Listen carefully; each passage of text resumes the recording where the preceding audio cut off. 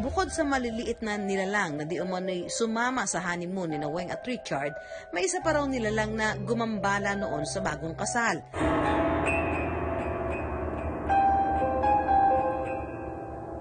Habang kinukunan ang asawa, nagulat na lang daw si Richard nang tila ba may biglang dumaan sa likod ni Weng.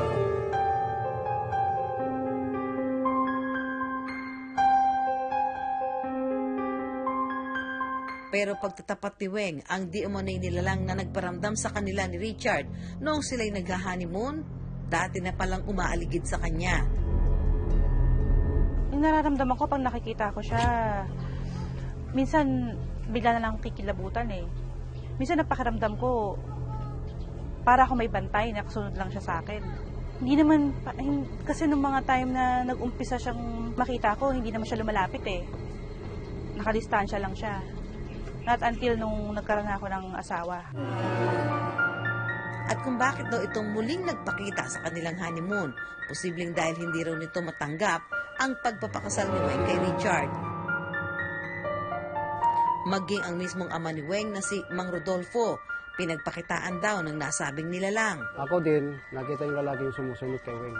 Kapitbahay namin, may nakita rin yung hindi katulad natin. Yung lalaki naman na shadow, minsan kung saan ko siya nakikita dito sa bahay, minsan dito sa side na to, kasi dati sarado siya, dito yung pinakasala, so diyan ko siya madalas nakikita. Then minsan naman, pag lumalabas ako ng kwarto, magugulat ako may nakatayo dito sa tabi ng pintuan, yung anino nga ng lalaki. Para bigyang linaw ang misteryo ng kakaibang nilalang na umiibig umano kay Weng, isinama namin sa kanilang bahay ang paranormal expert na si Jade.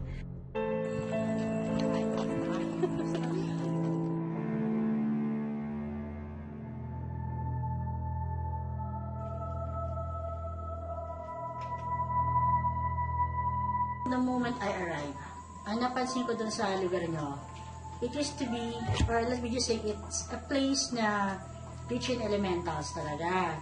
So ako, based on my experience as a paranormal investigator, madaling kumapture ng evidence pag ghost yung involved. Pero pag elementals, normally pag Encanto and the like, hindi talaga halos. Or there's a very small chance of getting evidence from them. So ang gagawin natin is, try lang gumamit ng motion sensor, and then we can capture pictures and then EVP to validate kung meron nga talagang ibang existence dito sa bahay nyo. Ito napansin ko, first time I stepped in the house, may nakita ako dito sa area ng window na lalaking sumilip. Ang itsura niya, parang punong-puno siya ng putik. So I'm getting the impression na itong lugar sa likod, dati itong tapunan ng mga patay. Kasi based on my experience, ganun yung nakikita ko sa mga ganung klaseng lugar. Tuloy ko lang ha. Dito naman sa room na to, ito, upon taking a glance or pagsilip ko, may nakita akong babae na naka-white.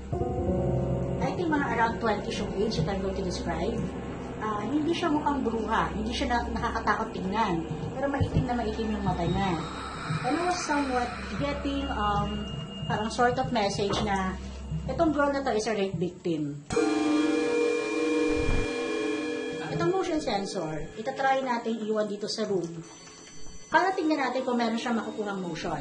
Kasi siya, hindi nakakakuha to ng motion ng lamok, ng langaw, small creatures. It's got to be yung medyo malaking creature na pag dumaan sa front niya, 45 degrees, na nararamdaman niya. And then mag-a-alarm siya.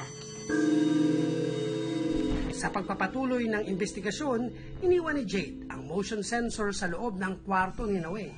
Another thing that we're going to do is mag-try tayong mag-capture ng EVP or electronic voice phenomenon.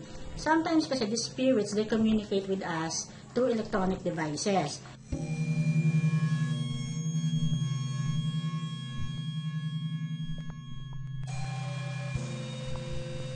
So it will take time bago sila makasagot.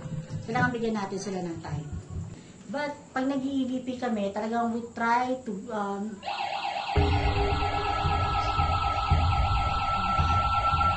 pwede po ba yun? Wow. Yung tayo dito makaka-capture yun? Hindi tayo tumunog siya, di ba?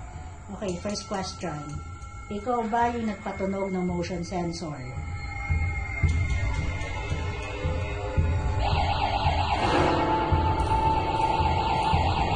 Pero ang kinagulat ng lahat, ang nilalang na di umano'y nagpatunog sa motion sensor.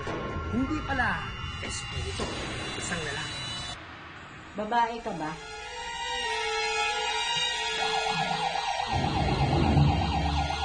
Siya rin kaya ang matagal nang umaali-aligid kay Weng?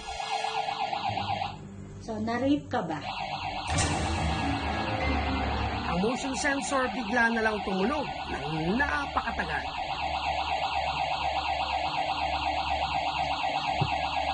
Ang tagal. Galit ka ba sa nakatira dito?